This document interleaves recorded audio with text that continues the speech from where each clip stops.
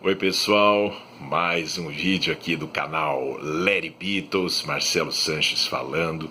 Antes de mais nada, pedindo likes, pedindo inscrições no canal, ativem o sininho aí para todo novo vídeo vocês já descobrirem que está chegando aqui no YouTube. Espalhem para os amigos. Eu quero agradecer aí o pessoal que tem feito, ainda que modestamente, as inscrições no canal. Sejam bem-vindos. Pessoal, olha, deem sugestões sobre temas, sugestões sobre a forma como os vídeos estão sendo editados. São muito pouco editados, na verdade, né? Mas deem sugestões aí, enfim, ideias, críticas, né? Eu tô aqui, é um bate-papo. A minha proposta é fazer um bate-papo sobre os Beatles, né? E a discografia deles, e etc e tal, mas aí, estou aberto a sugestões sobre os temas e etc e tal. Ou alguma sugestão para transformar os vídeos em algo mais dinâmico, enfim, né? Bom, hoje eu vou falar sobre o Extra History, o álbum que o George Harrison lançou em 1975, mais exatamente no dia 26 de setembro de 1975. Eu não estou aqui com um disco, ainda estou na casa da mama, e aqui eu tenho muitos CDs, mas fui procurar agora, não tenho nenhum exemplar do Extra History aqui para mostrar para vocês, mas dá para falar do disco. É um disco... Deixa eu ver, é Wonderwall, Electronic Sound, All Things Must Pass, Living in a Material World, Dark Horse. É o 6º álbum solo do George. Eu não estou contando aí o Bangladesh, que o nome dele está na frente. Ele foi organizador, ele que toca mais músicas no álbum, mas enfim, o Bangladesh é sempre considerado um álbum assim de vários artistas, não só do George, né? E o 6º álbum do George, Extra History, entrou para a história da discografia do Harrison como o disco assim mais morno, mais fraco dele, né, talvez, né, ali com o Gone Trouble também, que é um disco que assim, o astral é diferente, mas é um disco assim que muitos consideram pouco inspirados, né, um disco pouco inspirado. Eu acho que eu sou aquele bitomaníaco assim que é muito difícil eu achar alguma coisa que esses caras fizeram, tanto como Beatles como nas carreiras solos, ruim, sabe? Eu gosto muito, até porque, como a gente acaba ouvindo muito, a gente tem sempre aquela fase que a gente presta mais atenção no tipo do disco, ou assim mais ou menos a energia musical de cada disco coincide com a sua energia, o momento que você ouve, né? A fase da sua vida que você ouve. Eu me lembro que quando eu ganhei esse disco do George Harrison, em 1975 mesmo, era uma fase assim que eu estava naquele começo de uma adolescência que foi meio complicada, né? Assim, mudança de cidade, né? Meu pai mudava muito por causa da profissão dele, então a família mudava sempre com ele, óbvio. E eu acho que eu vivia assim muito, sei lá, né? Inseguro, sempre por fazer novos amigos. E enfim, eu me lembro dessa época do Extra History, inclusive aqui nessa cidade que eu tô agora, né? Que a minha mãe mora aqui até hoje. E eu mudei pra cá naquela ocasião. Era a época do filme Tubarão, né? A gente foi pro Porto Alegre naquelas férias de final do ano. Eu me lembro que eu tava com as músicas do Extra History na cabeça quando eu vi aquele filme Tubarão. Fiquei muito impressionado, né, com a violência do filme, né? Então, Extra History com aquela capona amarelona, né? Apesar do George lá dando risada, assim, com aquela cara meio de doido. O disco ficou com essa imagem, assim, um pouco melancólica na minha cabeça, né? Mas com o passar dos anos, aquela coisa, o hábito de ouvir os Beatles, de ouvir os trabalhos solos e tal, a gente vai redescobrindo muita coisa que em princípio a gente achou ruim e na sequência você passou, pera lá, aquela música é boa, não, aquele solo ali e tal tá bacana, hein, não, porque aquele estilo que... Comigo aconteceu a mesma coisa com o Extra History, né? Com o passar dos anos eu passei a gostar muito desse álbum, né? E acho que é um disco com boas canções. Claro, não tem nenhuma obra-prima ali. Se a gente for prestar atenção, não há nenhuma obra-prima assim. Tudo que o George Harrison gravou ali, ele já tinha feito melhor antes, né? Mas ainda assim, eu acho interessantes os arranjos e as músicas, porque elas retratam um George Harrison, talvez pela primeira vez, assim, mais cru, mais desnudado de todo aquele aparato religioso, místico dele, né? Ou do romantismo dele, ou enfim, né?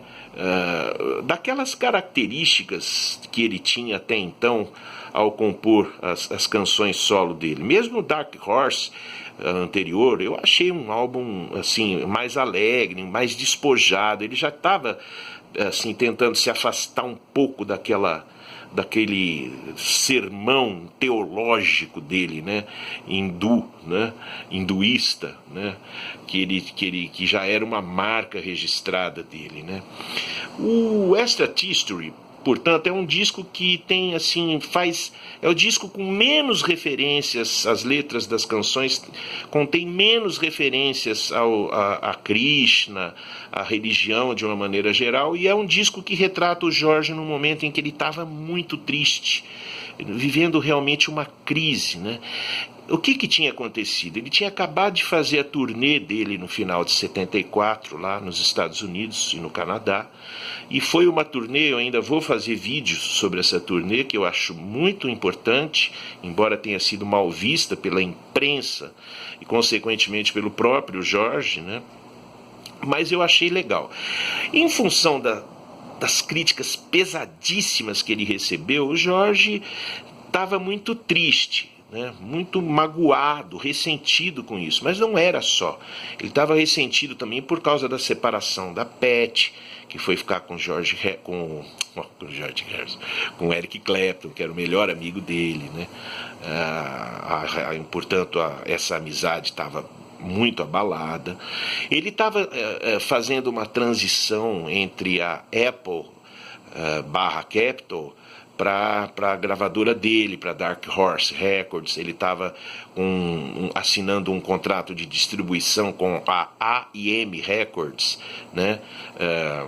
Então ele estava assim vivendo um período muito conturbado e estava tomando muita bebida, bebendo muito, estava usando muita heroína, estava usando muita cocaína.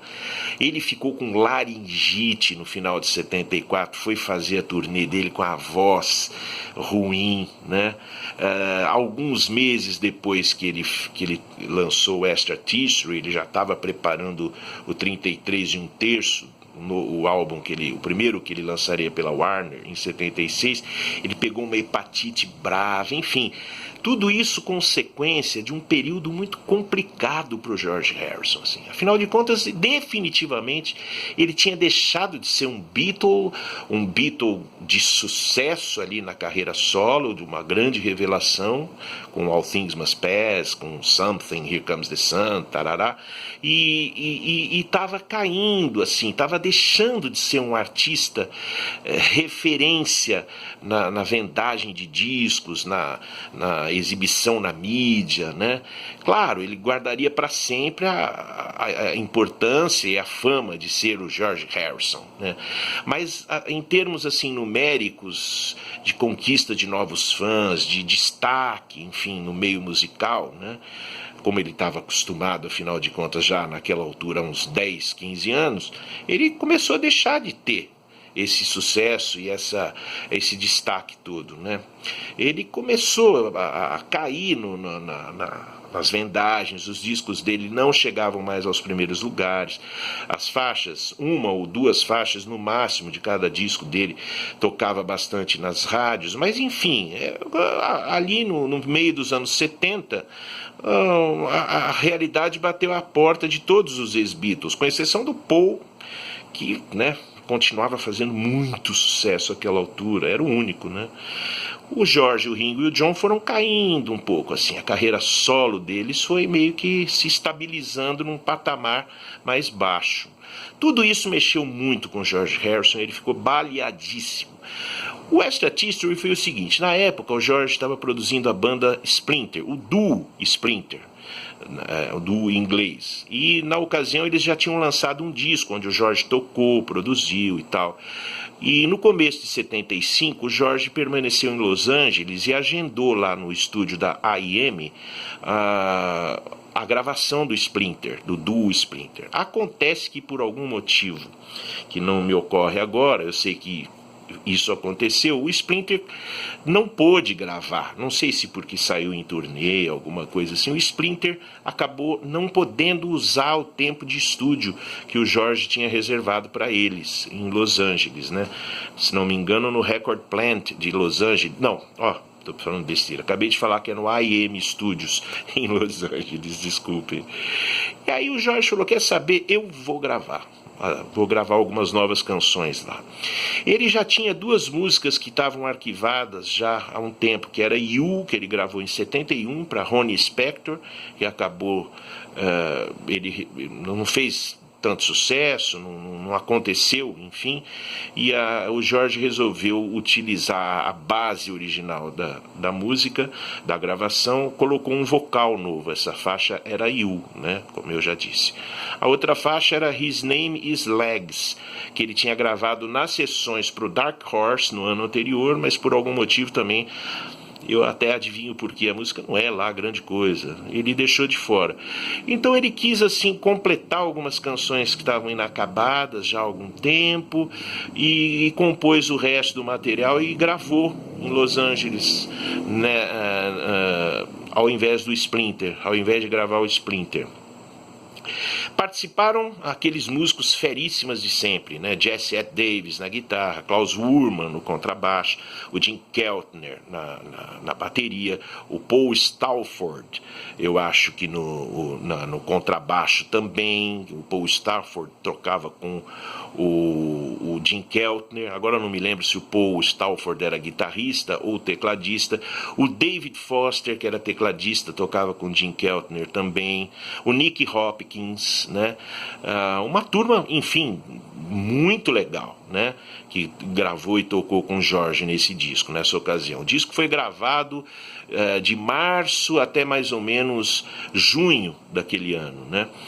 E o que aconteceu? O Klaus Wurman deu uma entrevista alguns anos depois dizendo que ele resolveu sair, não brigado com o George, mas ele deu um jeito de sair das gravações do álbum, tamanho era o clima assim de baixo astral, ou seja, um clima muito pesado, circulavam muitos traficantes de droga no estúdio, vinham muitos músicos chapadões para visitar o George, apesar de tudo, claro, o George continuava sendo assim uma figura respeitadíssima no meio musical, principalmente lá em Los Angeles, né?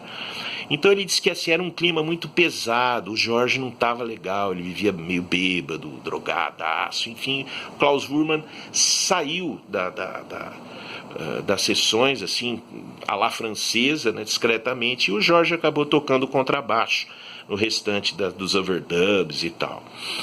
Inclusive o título do disco, Extra History, tem uma história engraçada também. O George andava assim tão por baixo, tão com uma baixa autoestima, tão evidente, que ele pensou em chamar o disco como Oh No T. Megan, que é um trocadilho onde a gente ouve, falando mais devagar, a gente ouve Oh no, is he again? Oh não, é ele de novo, né? Porque ele achou que ele iria lançar um disco e ainda pegaria aquele clima muito ruim da imprensa musical, né?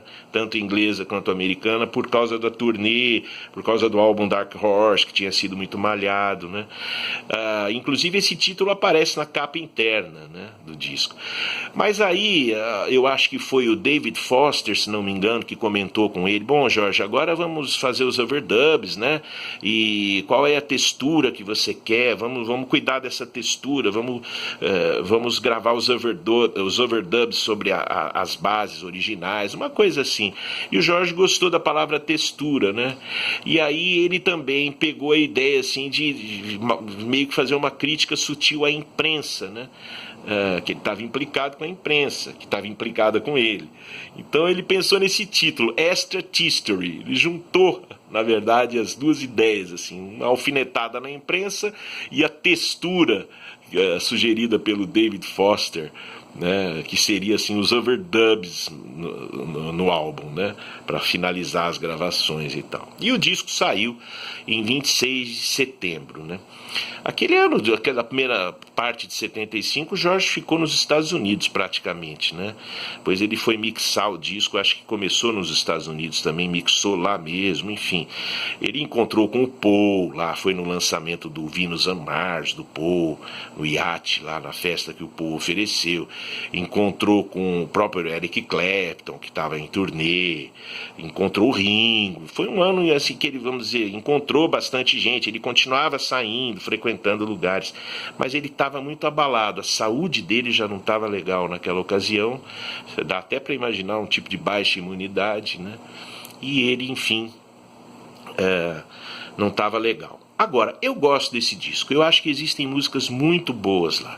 The Answer is at the End, a segunda música do disco, é ótima, maravilhosa, eu acho muito bacana, tem um arranjo de cordas, ficou muito bonito, é uma música, uma melodia bonita, e assim, a letra é uma colagem lá de frases também que o Jorge tem até na parede lá de Friar Park, né? Do Sir Frank Crisp, né? Mas de uma maneira geral ele completou a letra, e é uma letra que fala de ressentimento mesmo, né? Que fala de magoar os outros, de magoar quem a gente gosta e tal, que na verdade era o ressentimento que ele tinha, né? Tem This Guitar também, que foi a segunda música lançada em single, a primeira foi You, que eu vou falar daqui a pouquinho, e é uma música interessante que pretendeu continuar mais ou menos o tema de While My Guitar Gently Weeps. Eu acho que não deu muito certo, mas é uma música bacana, tem um trabalho de guitarra legal, e o Jorge tenta passar assim, um tipo de crença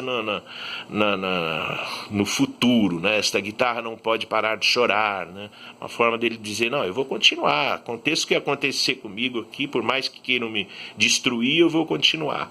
Tem O Baby, que é uma música uma balada muito bonita, muito teclado, assim, tem muito piano elétrico nesse disco, né? O Jorge estava ouvindo muito soul music, The Stylistics, The Miracles, né? O Smokey Robinson, que era do Miracles. Então o Jorge estava curtindo muito esse tipo de música, a influência desse tipo de música é muito perceptível no disco.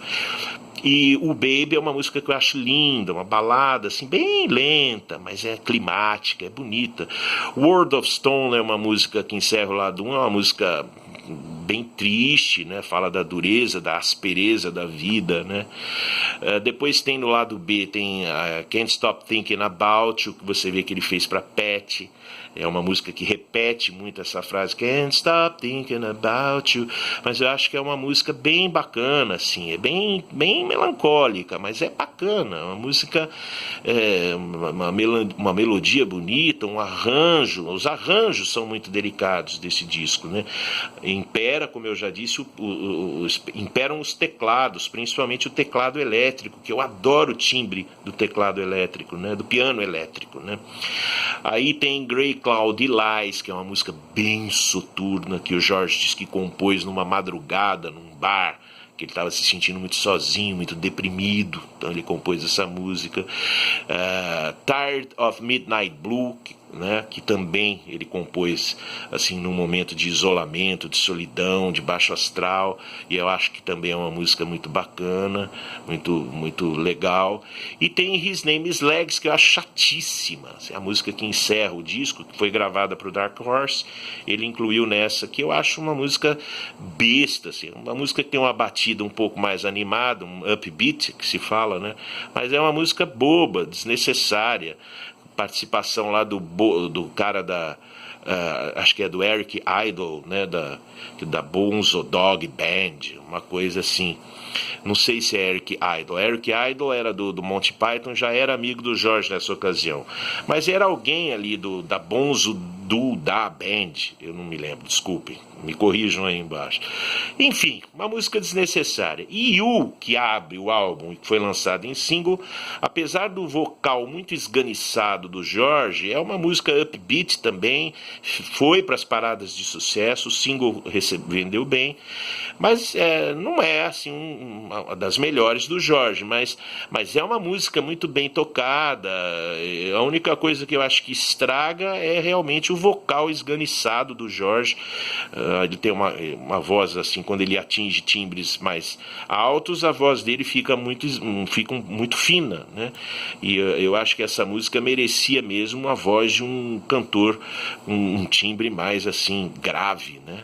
De qualquer maneira, uma boa música que fez um bom sucesso. Esse álbum ganhou o disco de ouro nos Estados Unidos no segundo mês de vendagem dele. Na Inglaterra, ele passou quase que desapercebido. Claro, a imprensa desceu, caiu de pau, disse que o disco era ruim, e etc. Mas essa não é a impressão que ficou para mim. Eu acho que é um bom álbum, que vale a pena. Se você ainda não conhece, procure conhecer, porque é um bom disco. George Harrison, Abstract History. Valeu, pessoal. Inscrições, visitem minha lojinha no Mercado Shops, ginger3003.mercadoshops.com.br. Valeu, gente. Brigadão por terem me acompanhado até agora. Tchau, tchau.